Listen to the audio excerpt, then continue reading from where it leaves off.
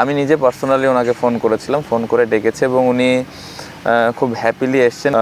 ব্যাটিংয়ের পরামর্শ প্রয়োজন ছিল এবং কিছু টেকনিক্যাল বিষয় নিয়েও কথাবার্তার দরকার ছিল।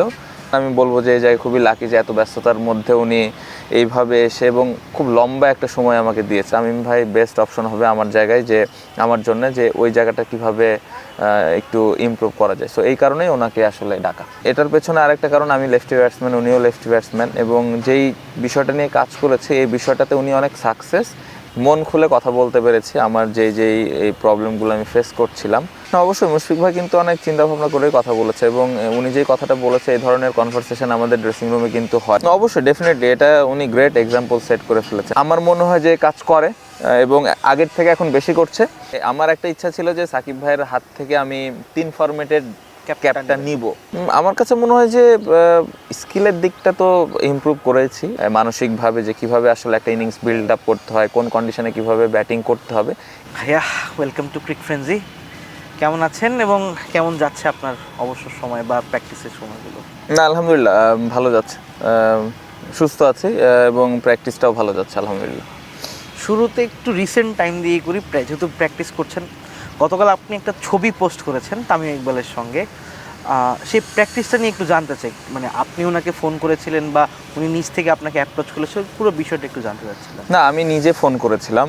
আমার একটু কিছু বিষয় নিয়ে একটু ব্যাটিংয়ের পরামর্শ প্রয়োজন ছিল এবং কিছু টেকনিক্যাল বিষয় নিয়েও কথাবার্তার দরকার ছিল।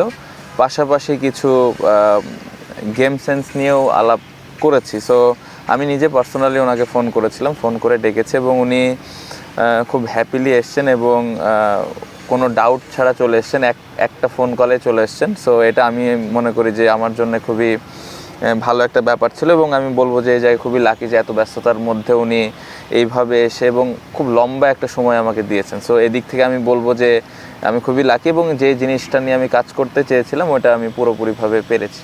আপনি তো মুশফিক ভাই, মাহমুদুল্লাহ ভাইকেও ফোন দিতে পারতেন বা অন্য যে কাউকে ফোন দিতে পারতেন, তামিম ভাই কেন? মানে না, প্রথমত যেই বিষয়টা নিয়ে আমি কাজ করেছি এটার জন্য আমি মনে করেছি যে নট ইভেন বাংলাদেশ, ওয়ার্ল্ডের মধ্যে ওয়ান অফ দ্য বেস্ট হইতো আমার জন্যে। এবং এটার পেছনে আরেকটা কারণ, আমি লেফটি ব্যাটসম্যান, উনিও লেফটি ব্যাটসম্যান, এবং যেই বিষয়টা নিয়ে কাজ করেছি এই বিষয়টাতে উনি অনেক সাকসেস।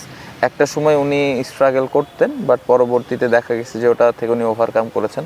সো এই বিষয়গুলো সব কিছু চিন্তা করে আমার কাছে মনে হয়েছে যে উনি আমার জন্য বেস্ট একজন পার্সন হবেন ওই জিনিসটা ঠিক করার জন্য। সো কালকে খুব ভালো কনভারসেশন হয়েছে, পাশাপাশি একটু ব্যাটিংও করার সুযোগ হয়েছে। সো আমি আশা করছি যে এই জিনিসটা সামনের দিকে আমার জন্য অনেক হেল্প করবে। এখন যে কোনো ব্র্যান্ডের পুরাতন এসি বদলে নতুন ওয়ালটন এসিতে উপভোগ করুন 25% ছাড়। একটু কি বলা যায় যে মানে পার্টিকুলার, যদি ফুল ডিটেলস না বললেন, বাট যদি কিছুটা ডিটেলস দেওয়া যায় কি নিয়ে? না, এটা আসলে একদমই পার্সোনাল এক বিষয় এবং খুবই টেকনিক্যাল একটা বিষয় ছিল, এবং পাশাপাশি যেটা বললাম যে মেন্টালি কিছু কাজ করেছি। সো এটা একদমই পার্সোনাল, এটা এখানে আমি আসলে বলতে চাচ্ছি না। আপনার টিমের আরেকজন মেম্বার রিসেন্ট টাইমে জাকির আলী অনেক, তিনিও তামিম ভাইয়ের সঙ্গে কাজ করেছেন। সবাই একটু কমফোর্ট ফিল করছেন মনে হয় যে সব কিছু ওনার সঙ্গে একটু করেছেন। ওটা তো আসলে বলতে পারবো না কেন কাজ করেছেন, কি কারণে কাজ করেছেন, বাট আমি যেটা বললাম যে আমি ওই কমফোর্ট ফিল করেছি এবং আমার কাছে মনে হয়েছে যে তার কাছ থেকে আমি ওই হেল্পটুকু পাবো। এখানে আমি, আপনারা জানেন যে সোহেল স্যারের সাথে আমি ব্যাটিং নিয়ে সবসময় কাজ করি। আমি সোহেল স্যারের সাথে ডিসকাস করে তারপরে আমি কিন্তু তামিম ভাইকে ডেকেছি এবং উনি যেটা বললাম যে খুব হ্যাপিলি এসছেন এবং আমাকে ওই হেল্পটুকু করেছেন। সো আমার ওই কমফোর্ট জোনটা ছিল এবং আমি মন খুলে কথা বলতে পেরেছি আমার যেই এই প্রবলেমগুলো আমি ফেস করছিলাম। সো আমার জায়গাটায় আমি ক্লিয়ার করতে পারি যে আমি খুব কমফোর্টেবলভাবে কাজ করেছি। কখন মনে হয়েছে যে আপনার মানে এই জিনিসগুলোতে প্রবলেম হচ্ছে? মানে থাকে না যে লাস্ট কোয়াবের সঙ্গে একটা ম্যাচ খেললেন বা তার আগে অনেকগুলো সিরিজ খেলেছেন, কখন মনে হয়েছে যে না আমার একটু আসলে একটু চিটচাট করা দরকার? না, আমার মনে হয় যে লাস্ট 6 মাস 1 বছরে আমি ধরেই স্ট্রাগল বলবো না, আমি ভালো করছিলাম, বাট আমার মনে হচ্ছিল যে আরেকটু কিভাবে ভালো করা যায়, আরেকটু কিভাবে ইমপ্রুভ করা যায়। সো আমাদের দেশে এমন একজন আছেন যিনি ওই জায়গাটা ফেস করেছেন, একটা সময় স্ট্রাগল করছিলেন, বাট ওটা ইমপ্রুভ করে কিভাবে ডমিনেট করে খেলা যায় এই জিনিসটা উনি নিজেই করেছেন। সো ওনার কাছ থেকে সব থেকে আমার কাছে মনে হয়েছে যে সব থেকে বেস্ট জিনিসটাই আমি পাবো, কারণ উনি নিজে জিনিসটা ফেস করেছেন একটা সময়। সো আমার কাছে লাস্ট 6 মাস 1 বছরের আমার নিজের ব্যাটিং চিন্তা করার পরে দেখার পরে আমার কাছে মনে হয়েছে যে তামিম ভাই বেস্ট অপশন হবে আমার জায়গায়, যে আমার জন্য যে ওই জায়গাটা কিভাবে একটু ইমপ্রুভ করা যায়। সো এই কারণেই ওনাকে আসলে ডাকা। লাস্ট 6 মাস 1 বছরের কথা বলছিলেন, যদি পার্টিকুলার একটা ফরম্যাট ধরে কথা বলি, টেস্ট, এই ফরম্যাটটায় লাস্ট 1-1.5 বছর ধরে আপনি খুব ভালো করছেন। এই ফরম্যাটটায় আপনার পার্টিকুলারলি ভালো করার পেছনে স্পেসিফিক রিজনগুলো যদি জানতে চাই, না আপনি কি বলবেন? আমার কাছে মনে হয় যে স্কিলের দিকটা তো ইমপ্রুভ করেছি, স্কিল ওয়াইজ খুব ভালো অবস্থানে আছি।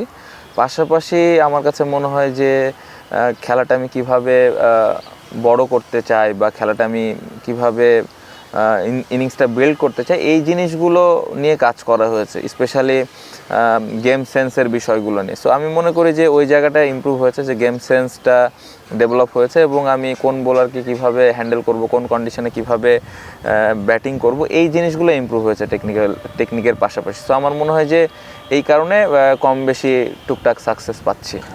যখন শুরু করেছিলেন আর এখনের মধ্যে, মানে এই সাকসেসটা পাওয়ার পেছনে আপনার কাছে কি মনে হয় যে কোন রিজনটা বেশি ডেভেলপিংয়ে কাজ করেছে? আমি যদি অল 3 ফরম্যাটসের কথা বলি, স্পেশালি ওয়ানডে এবং টেস্টের কথা বলি, এখানে দুইটা জিনিস হয়েছে। আমার শর্টস বেড়েছে। আগে আমি হয়তো যদি 2-3টা অপশন থাকতো, এখন হয়তো আমার কাছে 4-5টা অপশন আছে।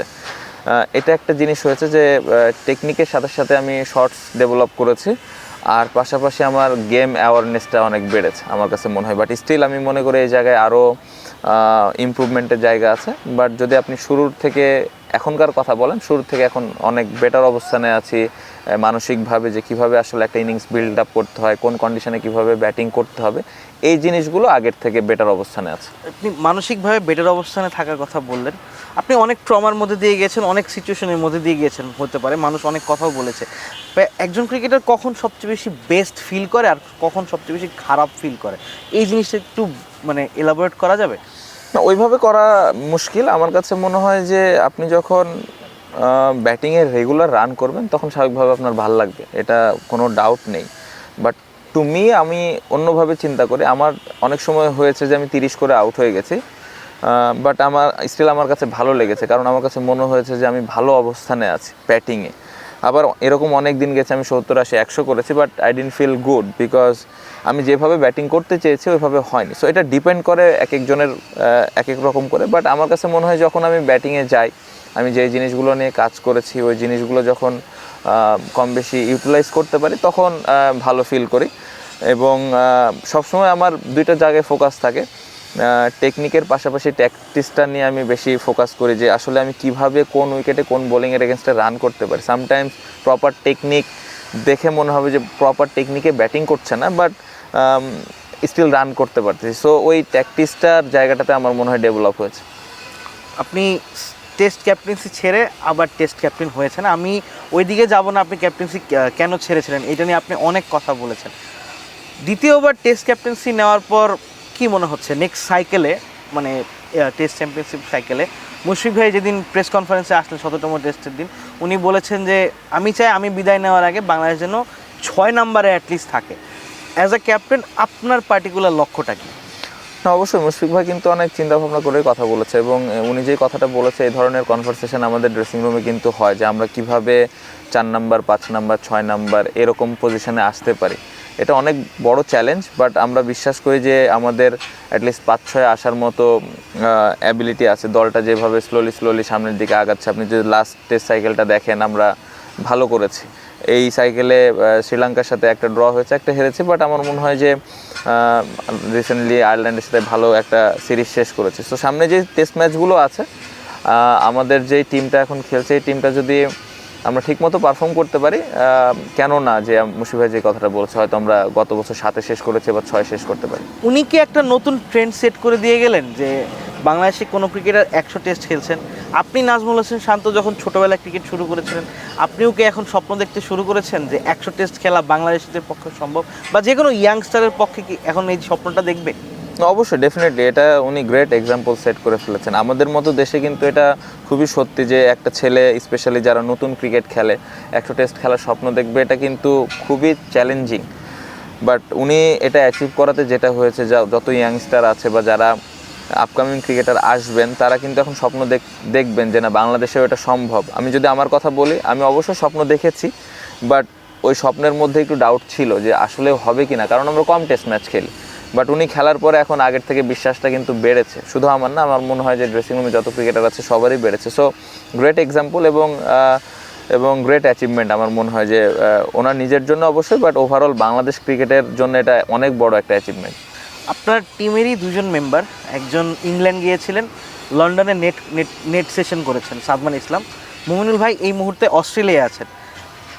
আপনার কেমন লাগছে যে আপনার টিমের মেম্বাররা এখন টেস্টটাকে অনেক সিরিয়াসলি নিচ্ছে, তারা ওই জোনগুলোতে যাওয়ার চেষ্টা করছে এবং ওই কন্ডিশন বোঝার চেষ্টা করছে?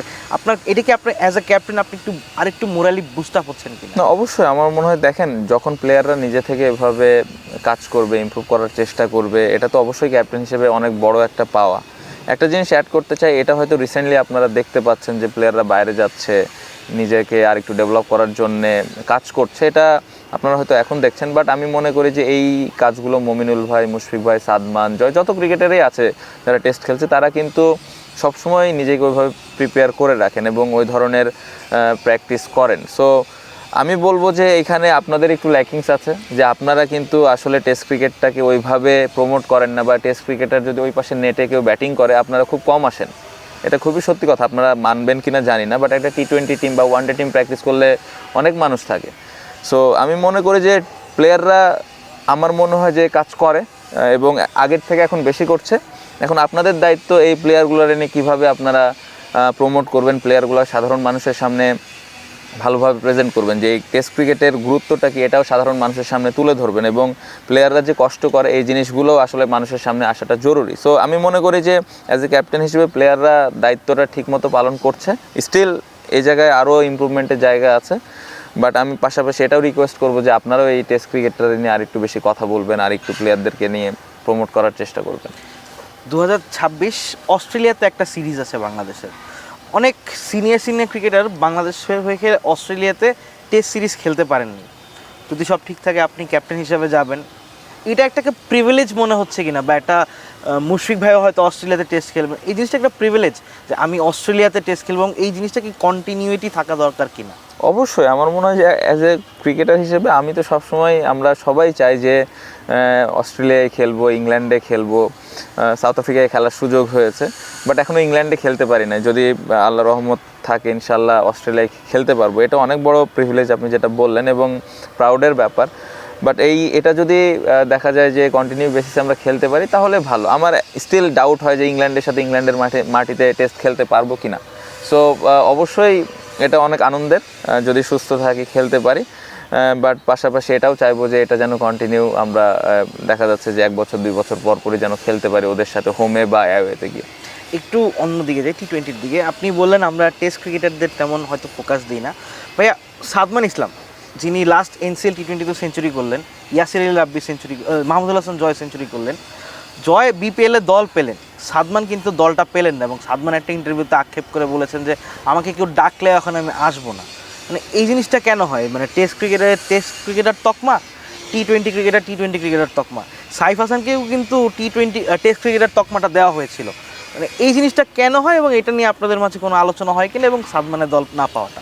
খুবই আনফর্চুনেট, খুবই আনফর্চুনেট। এটা দুঃখজনক যে সাদমান বিপিএলে দল পায় না। এবছর 100 করেছে দেখে আমি বলছি না, আমার মনে হয় সাদমান, মুমিনুল ভাই আগে থেকে রেগুলার বেসিসে দল পাওয়া উচিত। আমি একটা জিনিস বিশ্বাস করি, আমাদের দেশে এখনও পর্যন্ত টি-20 স্পেশালিস্ট বা টেস্ট স্পেশালিস্ট বা ওয়ানডে স্পেশালিস্ট এরকম ক্রিকেটার এখনও হয় না। এটা আমার বিলিভ, আমি ভুল হতে পারি, বাট এটা আমি বিশ্বাস করি। আমাদের আসলে এইভাবে চিন্তা করা উচিত না যে এই শুধু টেস্টই খেলবে বা এই শুধু টি-20 খেলবে। আমরা তো আসলে জানি না যে ওই ছেলেটার মধ্যে টেস্ট খেলার অ্যাবিলিটি আছে কিনা বা টি-20 খেলার অ্যাবিলিটি আছে কিনা। অ্যাবিলিটি আছে কিনা এটা তো উপরআল্লাহ জানেন। তো আমার মনে হয় যে আমরা নিজে থেকে কাউকে বলে টেস্ট ক্রিকেটার বা টি-20 ক্রিকেটার বানাই না দিই। আমার মনে হয় যে সবাইকে ওই সুযোগটা দিই।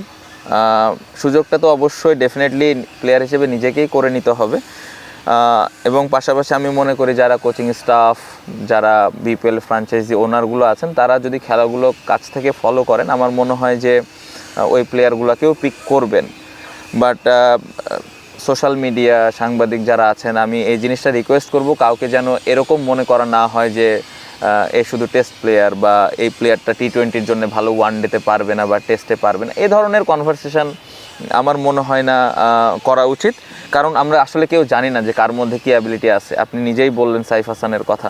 সো সাইফ হাসানের টেস্টে ডেবিউ হয়েছিল, এখন টি-20 খেলতেছে, এখন আপনারাই বলতেছেন টি-20 স্পেশালিস্ট।